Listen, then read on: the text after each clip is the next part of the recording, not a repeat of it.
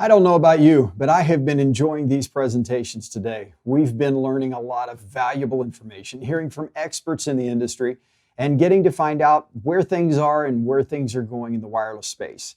And we're not done yet.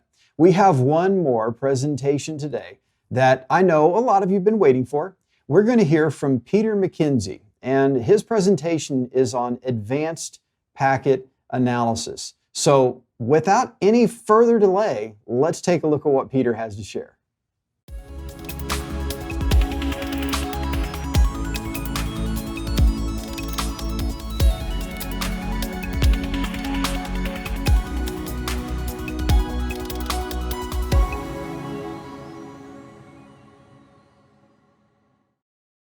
Hello, my name's Peter Mackenzie, and I hope you've been enjoying your first day of WTF 20.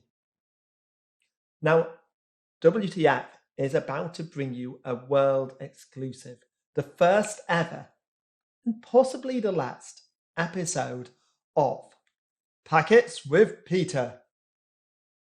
Now let me just leave a pause there for the spontaneous applause and whooping which is currently going on in homes all around the world right now. Now, I understand the excitement you must be feeling right now. So let me tell you what you can expect over the next 30 minutes. If you're expecting great, in-depth, well thought out technical content, as we got from Chuck's keynote this morning, then you'll probably be disappointed. If you're expecting exceptional video production quality, as we saw in Keith's presentation, then you've probably come to the wrong place. But maybe you're just here for the special effects. Well, in that case, I recommend you catch Dan Jones's session on Thursday morning, 2:55 p.m. EDT, on designing Wi-Fi for Apple. However, if you fancy staring at the protocol analyzer for the next 30 minutes with a guy from the north of England, then you've come to the right place. Now, if packets is not your thing, don't worry, there will be more exceptional technical content tomorrow. So go, pour yourself a glass of wine and come back tomorrow morning. Okay, for those of you who are still here, thank you for staying. So let me talk a little bit about what we're going to be talking about today. When we think about troubleshooting networks, we're generally talking about troubleshooting problems between a client and an access point. And there's often two types of issues that occur when troubleshooting problems between client and access points. One is a problem where the client's experiencing poor performance on the network. But another common one is when the client is just saying they can't connect. They're having connectivity issues. And that's the one we're going to concentrate on today. So the client's just saying, I can't connect to the network. Why is that? So when we think about a client's connection to the network, it goes through various stages, doesn't it? The first stage it goes through is what we call 802.11 authentication. Then it's going to go through something called association, which is basically association is just like getting connected to the AP. It's like having a link light with Ethernet.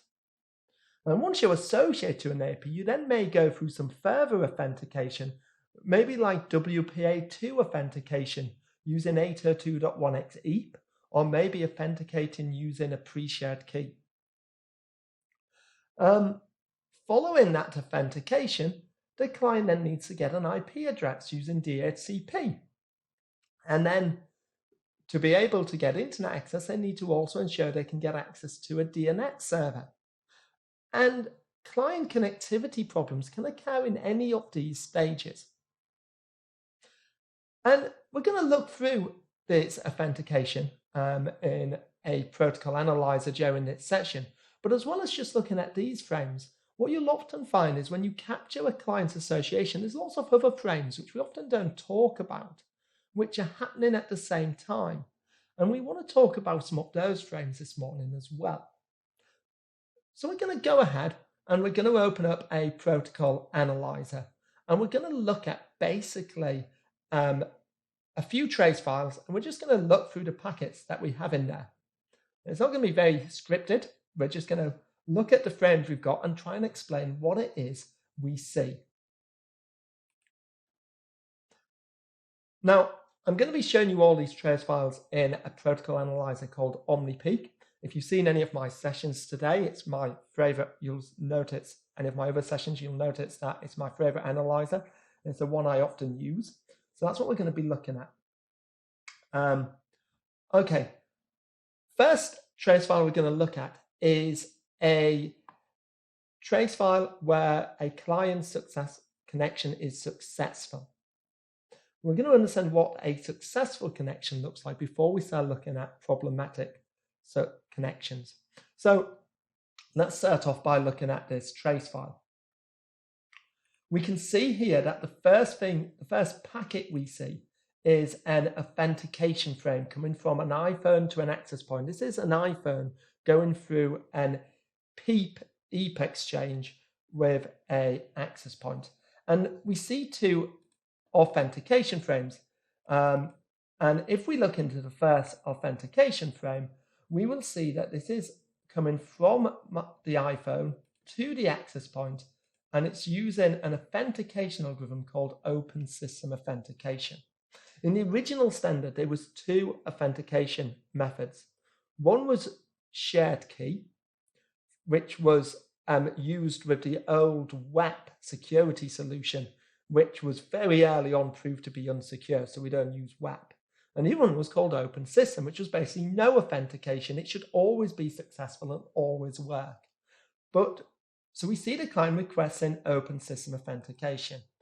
And as I said, it should always work. So when we look at the response coming back from the access point to the client, we will see that it is successful. Open System Authentication should always be successful. Following Open System Authentication, we'll see an association request frame. This is coming from the iPhone to the access point. Inside an association request frame, the client is basically going to say, hey, can I connect to you? I'm trying to connect to this SSID. In this case, it's called Lab EAP. And then it's going to say, these are all my credentials. Hey, I'm a client. I want to connect to Lab EAP. I support OFDM data rates up to 54 megabits per second. These are the channels I support. These are my security requirements I support. These are my high throughput capabilities. I support one spatial stream with MCSs 0 to 7, and so on and so on. We get all the capabilities, the very high throughput capabilities, and what spatial streams it supports. And it goes on and on. So the client's basically said, hey, can I connect you? These are all my capabilities as a client. What the access point will then do is it will compare the client's capabilities with its minimum set of requirements. What do all clients have to support as a minimum?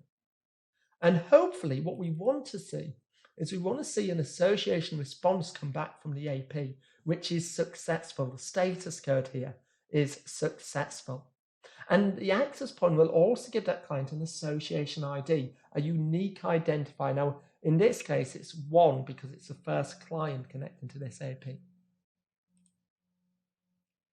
Once we get associated, we're then going to, because we're doing 802.1x, we're then going to go through an EAP exchange, and we can see all these EAP packets.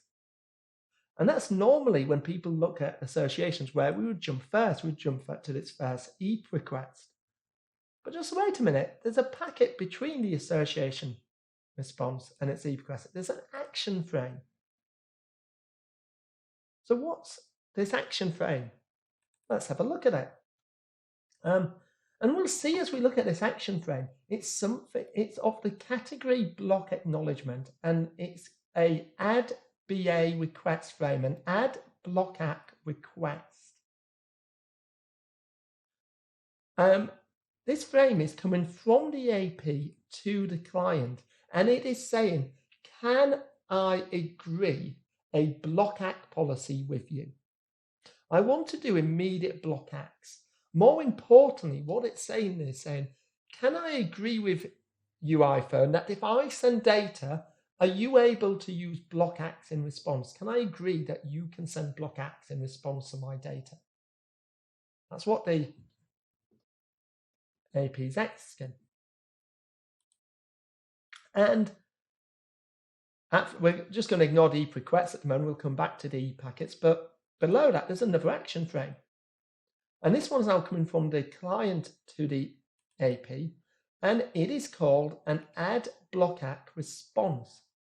And we can see the status code of successful. It is saying, yes, I can agree to have that policy with you. I'll agree an immediate block-act policy saying that when you send me data, I've agreed that I'm able to send block-acts in response to the data you send.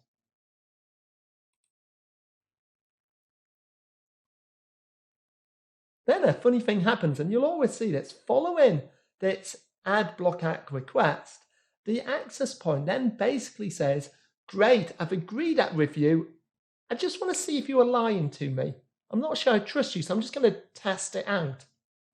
And it sends a block-act request, where it's basically saying, okay, send me a block-act. Now, it's not sent any data to the client yet. We'll see the certain sequence number is 1, but it's not sent sequence number 1 yet to the client. So it's saying, block-act request, how much data have you acknowledged from me? And because the client's agreed to send block-acts, it responds with a block acknowledgement. This is what this BA packet is. It is a block acknowledgement, and it comes back and it goes, okay, block acknowledgement, starting at sequence number 1, and I'm missing frames 1, 2, 3, 4, all these sequence numbers, because basically I haven't received any data. So I might send you a block-act, but you've not sent me any data yet. But here we go. So it's just a little test. It was the AP testing that the client can do what it's agreed. Following that, you see another action frame. This time it's coming from the iPhone to the access point. Let's have a look at it. And we'll see it's another add block-act request, but not from the AP to the client. It's now from the client to the AP saying, okay, can I agree a block-act policy with you? If I send you data, are you able to send block-acts back to me? So now it's the client's trying to agree to do block-acts the other direction. And we get an action frame back in response from the AP, and it says, success. Yes, I've agreed to an immediate block-act policy. And then we've got another part of the EP exchange. We're going to come back to that, but the client, again, just like doesn't trust the AP necessarily. It wants to test it out and start the process off. So it sends a block-act request, and it says, I know I've not sent you any data, but can you send me a block-act? And the AP responds with a block acknowledgement. Here we go, starting sequence number 1. I haven't received any data yet, so it says all my frames are missing, but we've agreed a block-act policy. So it's now agreed that they can both send block-acts, and they've tried it out, and it all seems to be working. And that little block-act conversation was going on at the same time it was starting its EP request, and it's a bit jumbled up with it, but we can start negotiating block-act policies from the moment we've associated. We don't need to wait till the client has gone through EP authentication to do that. Okay, let's take a quick look at the EP authentication then.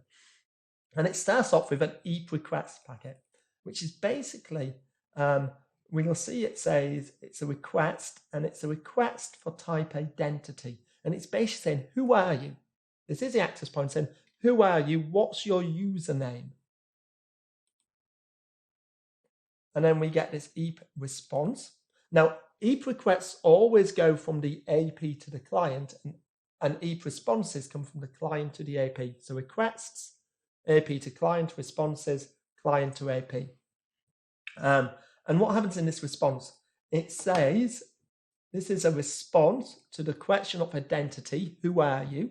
And he says, I am user 1. Now what's going to happen at this point?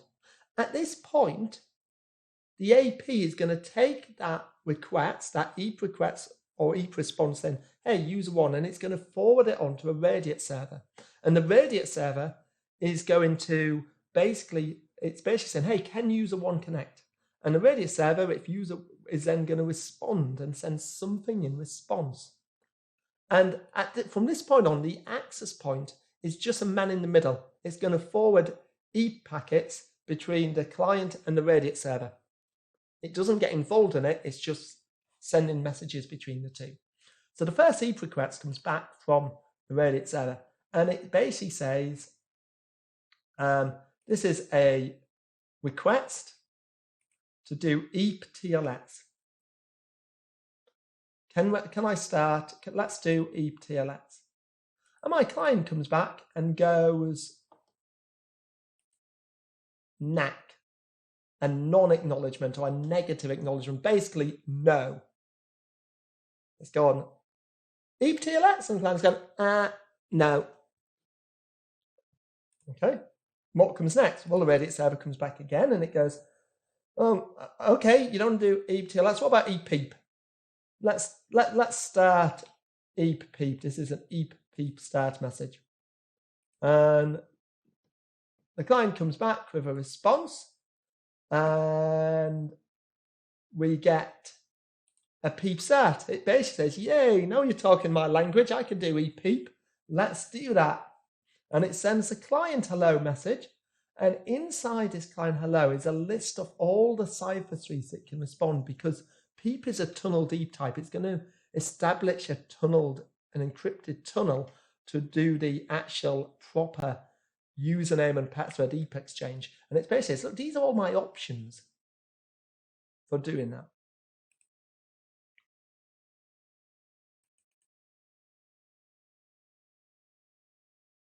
And the next EAP request comes back from the client. It's basically coming back and going, okay, great, let's start doing that. And inside, it's a little bit hard to see, but inside this packet, it's quite a big packet. It's actually got, you'll see there's some information here, which is actually the digital certificate of the Radiat server being sent back to the client.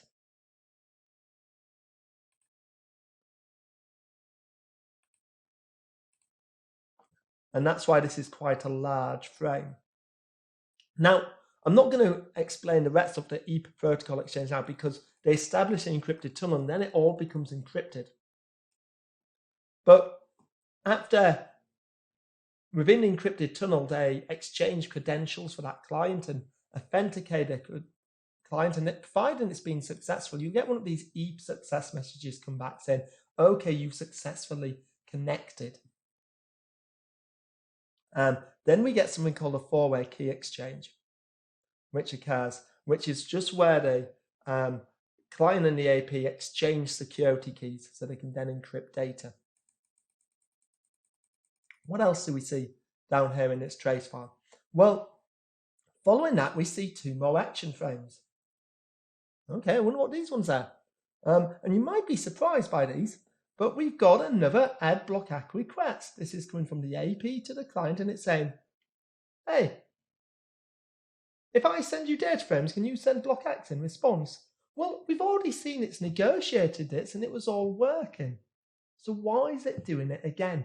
Well, some chipsets just have odd behaviors like this. There's nothing particularly wrong with it, but it's a little bit unnecessary. But we see things like it, and the client comes back and goes, yeah, I might have told you this once, but yeah, just as in last time, I'll agree to doing this. We can do it. And away we go. There's also some other interesting frames here.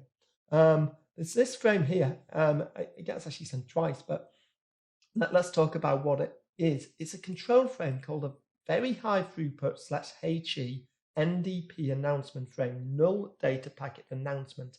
It's the AP sent that, hey, I'm about to send you a null data packet, which is just basically like a physical layer header. We can't actually capture those in our protocol analyzers because it's not a MAC frame.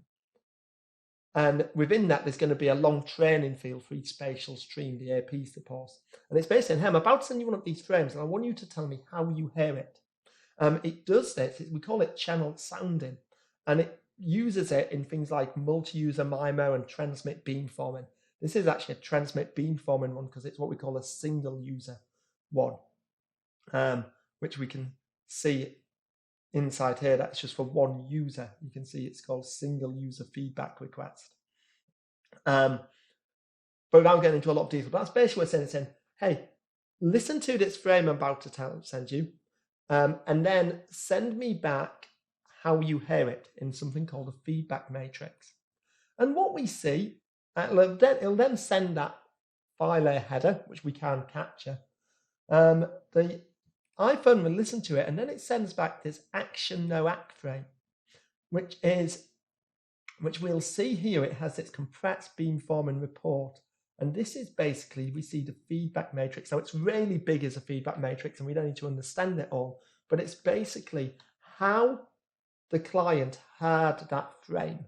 And what it allows, after receiving this frame, the AP can then calculate what we call a steering matrix, and it can then send steering frames to the to that client, and it can send doing transmit beamforming.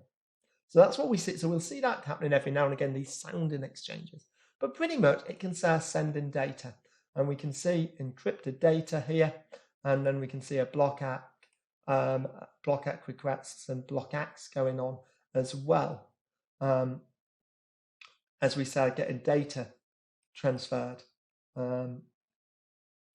which is good to be able to see as well. So then we've got our encrypted data. So that's how a client, when it's working, successfully connects to a network. Let's have a quick look at some of the other things we can maybe see in this trace file then. We'll see the channel that the client has just associated to is channel 44. A little bit later down in this trace file, we can see, a minute while I just get to the right point in this slide.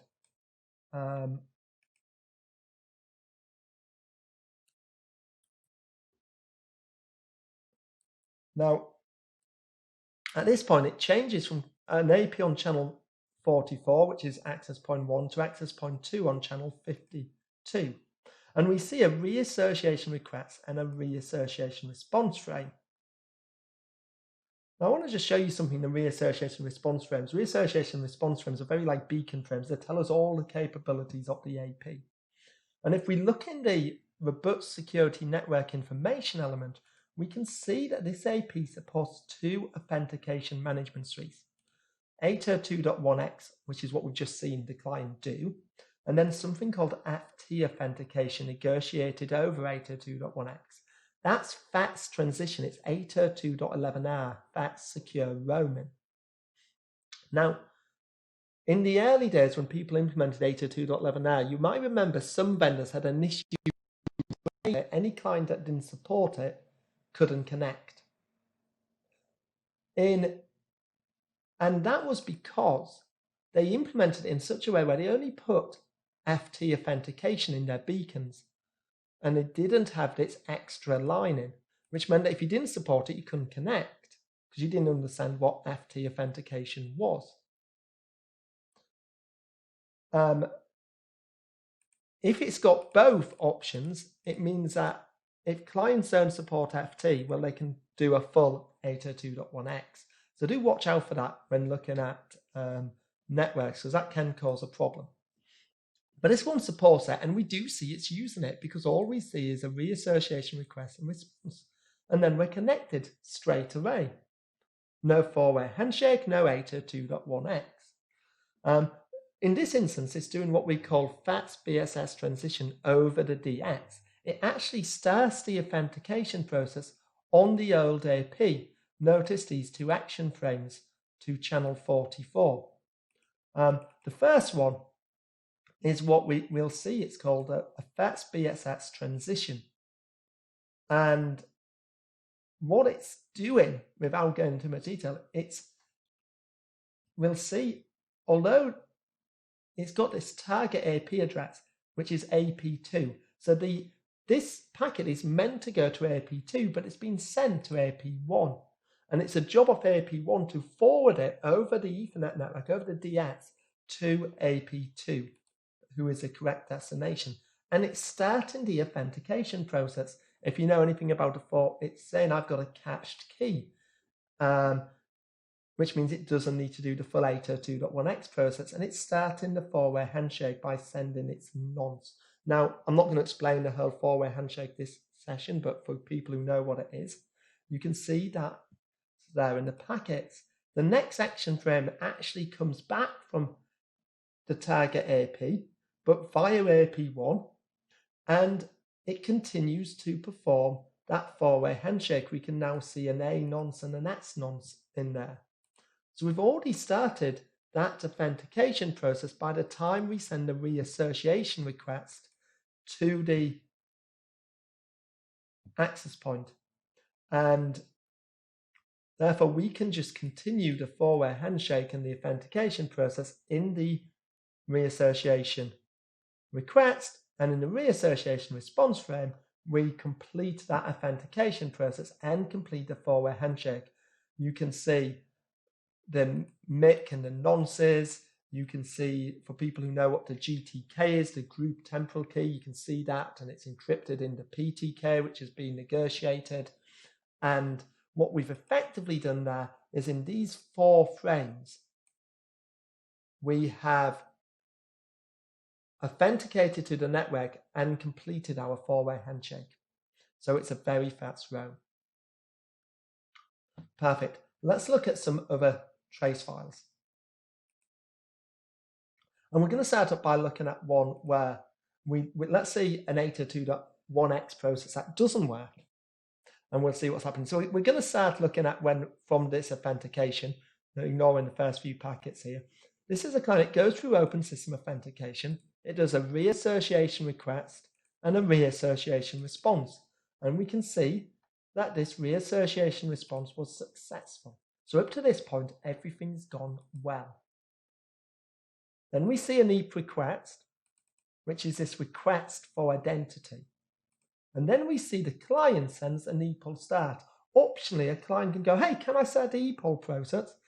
It's not really needed because the AP's already tried to start it. But the AP goes, okay, let's start now then. Maybe you weren't ready when I send a request. So here's the request again. Give me your identity. Who are you? And we get an EAP response. Hey, here's my identity. I'm user 1. And then what do we expect to happen? The AP should send that request onto a radiate server, and a radiate server is going to respond and say, hey, can I do TLS or PEEP? What happens? Well, the client just sends a response again.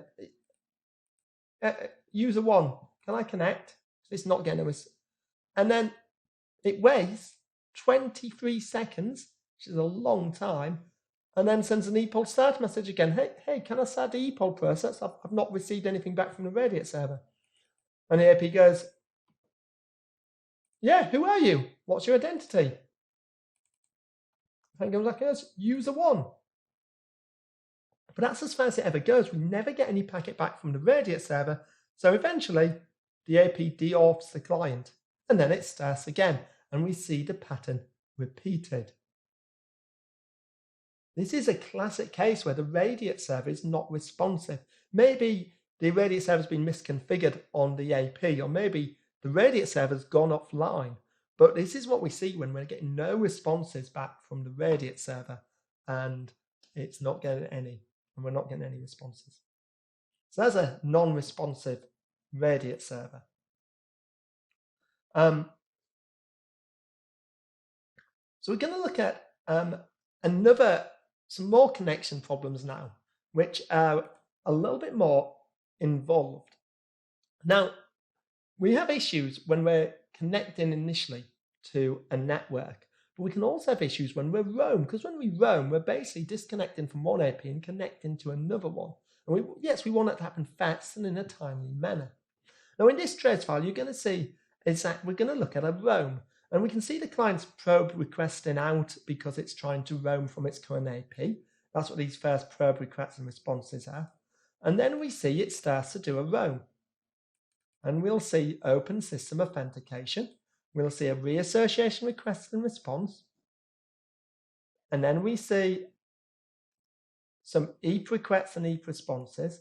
And for this example, it's doing EAP TLS. So there's a lot more packets that get transferred between in that EAP exchange, but still eventually we get an EAP success and we get 4 key packets and encrypted data. It appears to all be working.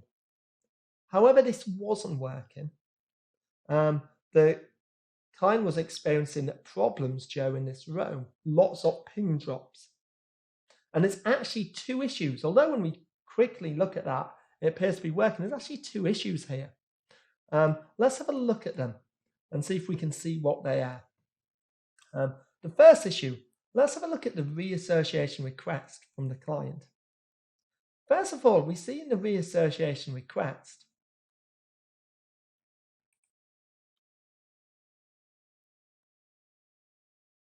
when we look in the robots security network information element, we can see it's got a cached pairwise master key.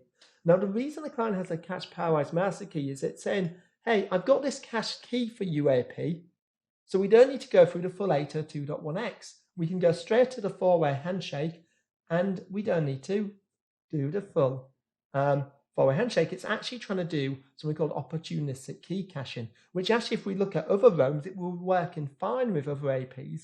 But as we connected to this one, we said, hey, we've got a cached key, and we get a response which is successful back, but then we get an EAP request from the AP, and it says requests identity.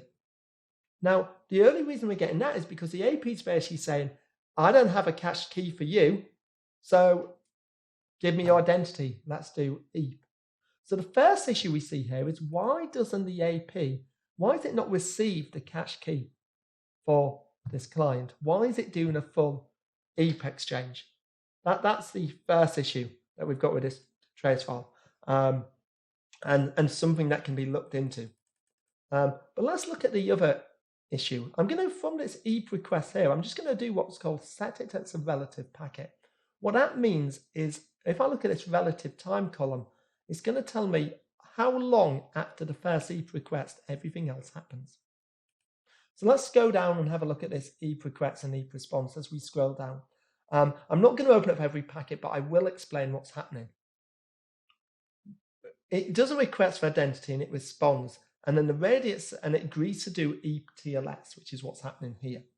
And then we see these big packets, 1054 bytes, and there's a number of them about that size, and this is the radius server sending its digital certificate to the client.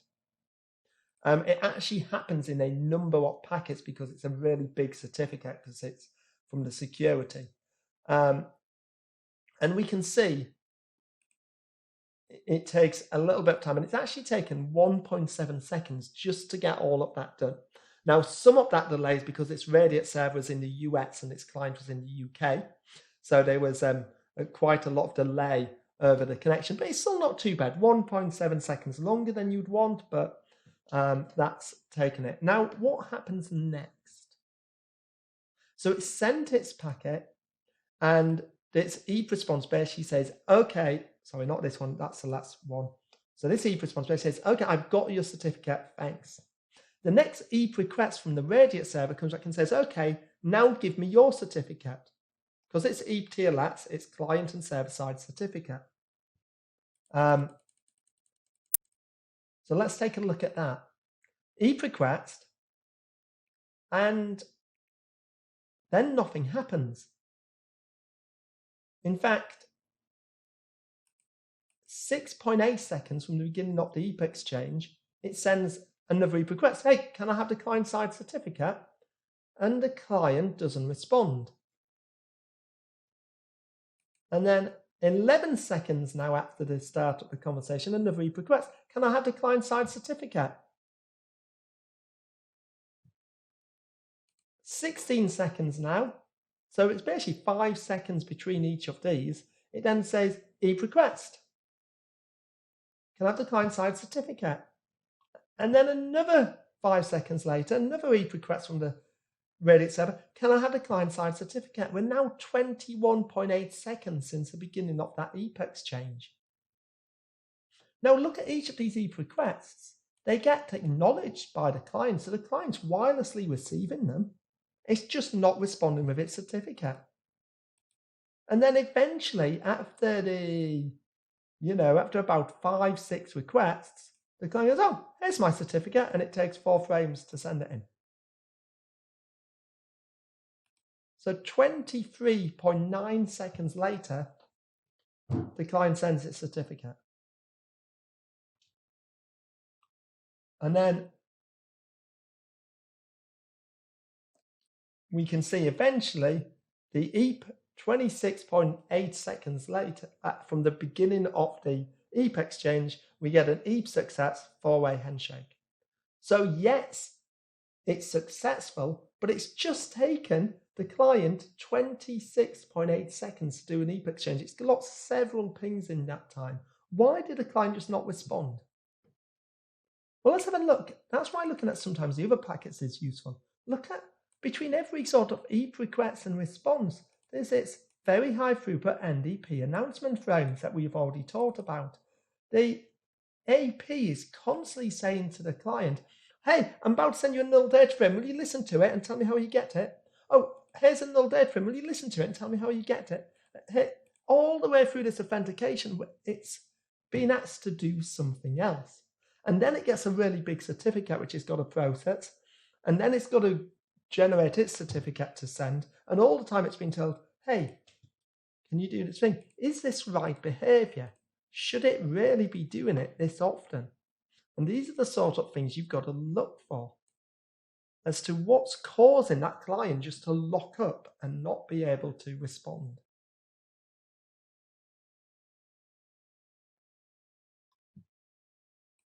Let's take a look at some other interesting examples here as well then.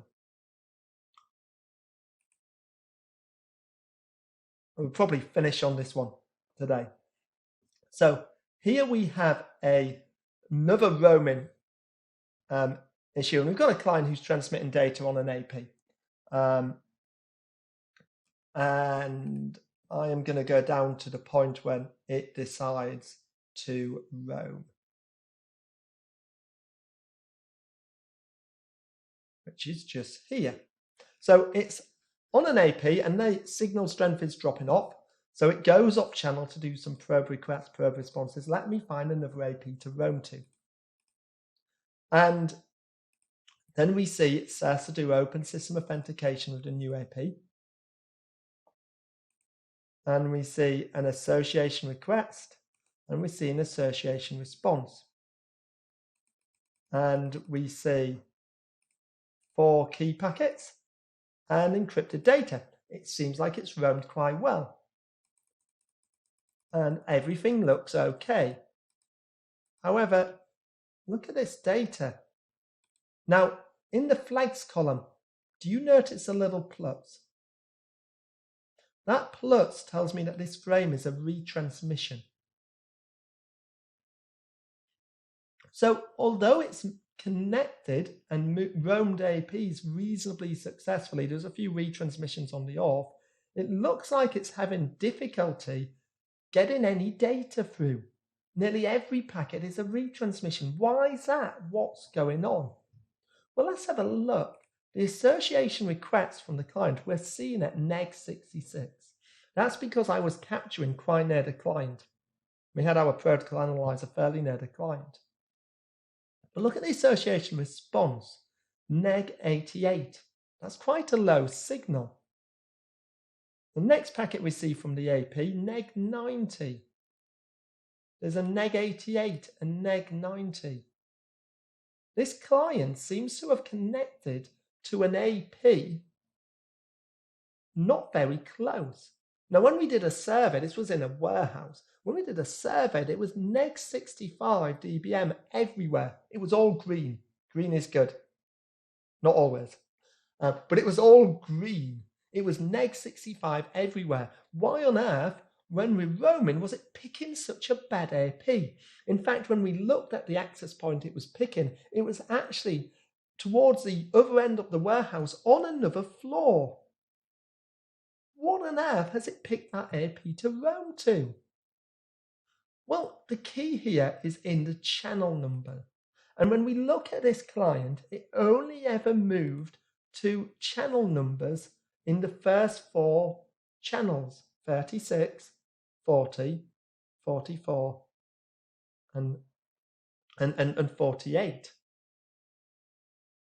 Why did it do that? Well, what we learned was this was a vocalect picking device, and the profile which has been pushed onto it was a profile which only allowed it to go to non-DFS channels. And in the UK, that was the first four channels. That was all it was allowed to use. But the wireless LAN that had been implemented here had been given an automatic channel settings where it could use all 5 gig channels. So the client was now in a place where there wasn't any. All the channels of all the APs near it were all using DFS channels.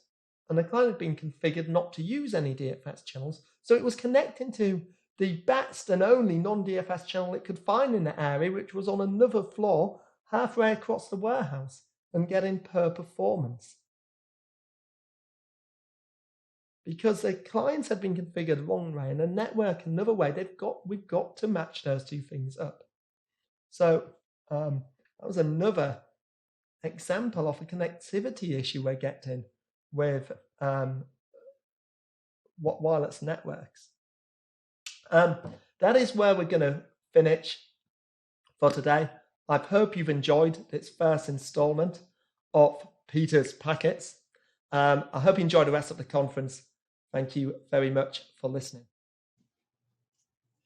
All right, Peter, what a great presentation to end the day on. First of all, it was a lot of fun starting off, and then it was a lot of great information as we went through it. So thank you very much for that presentation. Everybody always likes to see you talk about packets, and I know you like to talk about other things too, but that was a very good presentation.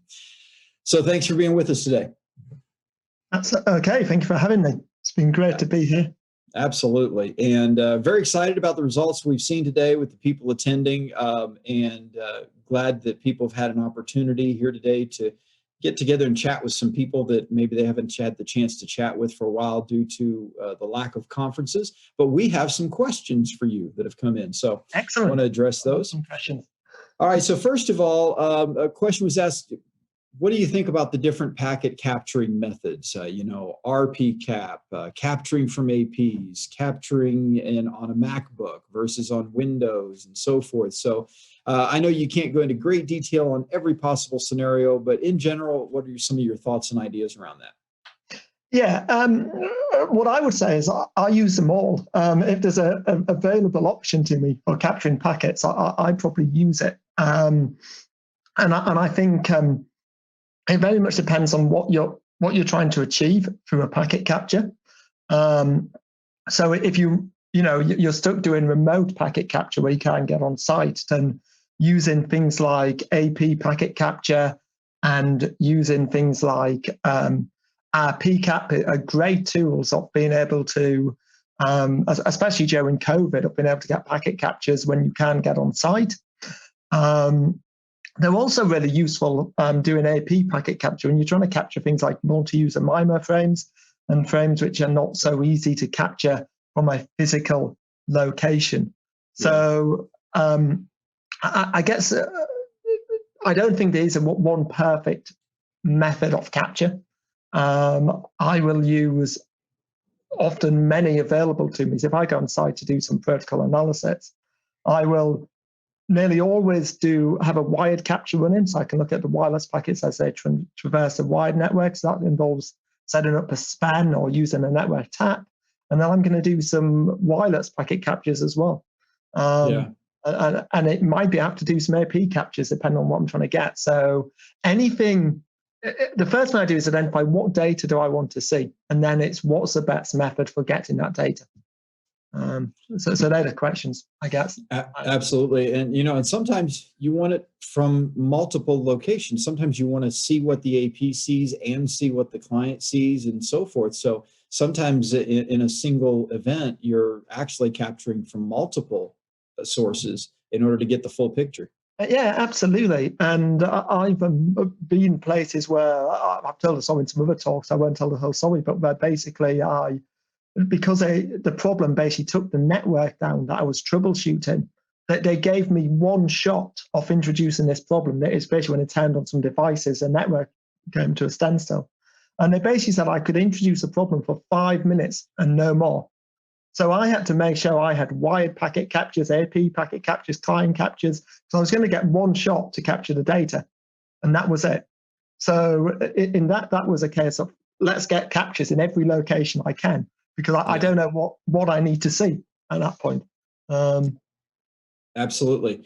Okay, so our next question, huge topic it could potentially open up. And so I'll ask you to give me your 60 to 90-second summary. Otherwise, we'll be here till midnight Eastern Standard Time trying to answer it. The question is, any particular advantage of using OmniPeak over Wireshark? So in a nutshell, how do you describe that? Other than, I mean, we've seen a lot in the presentation, which I think probably answered a lot of that question. But it just in summary, what would you say are some of its advantages? So it's obviously it's a pay tool, and therefore to some extent you get what you pay for. But I would say its ease of use is the number one, and its presentation of data is very, very clear. So the fact that it colors the decodes makes it quite easy to follow, as opposed to a black and white decode in Wireshark. And my number one best feature is the ability to sort of right click and select packets and move them out to another window for further analysis. That would be my top reasons for using OmniPeak. Absolutely. Okay, and then the final question we have here for today is someone's asking about a network dump where they can see block acts, but there's no block act request for some reason. What do you think might cause something like that? Yeah, it's a great question, and you will see this a lot actually. So, and you're going to see that in response to what's called an aggregated MAC protocol data unit, which is a frame which aggregates multiple MAC frames into one big frame. And the correct response to that is a block acknowledgement. You can't just send a normal ACK in response to it, because you're acknowledging multiple frames within that aggregated frame. But you don't need to send a block ACK request if it's an aggregated frame. And just put some context behind that, since 802.11ac stated that all frames should be aggregated MAC protocol data units. So if you're doing AC packet captures, then you're going to see, that's what you're going to see in response to all data frames. You're going to always see a block ACK. And there's no need to have a block ACK request, because it's just the acknowledgement in response to receiving an aggregated frame. Absolutely. All right, great information. And once again, amazing presentation. Always love it. And we look forward to your further presentations later on. And thanks for joining us today. And let me also say thank you to everybody for joining the event today. It's been a wonderful day, a lot of great feedback, and we want to keep giving you more great content tomorrow. So we'll be right back here tomorrow, 9 a.m. Eastern Standard Time, to kick off the day tomorrow. Once again, thanks, Peter. Thank you very much. Goodbye, everyone. All right, take care, everyone.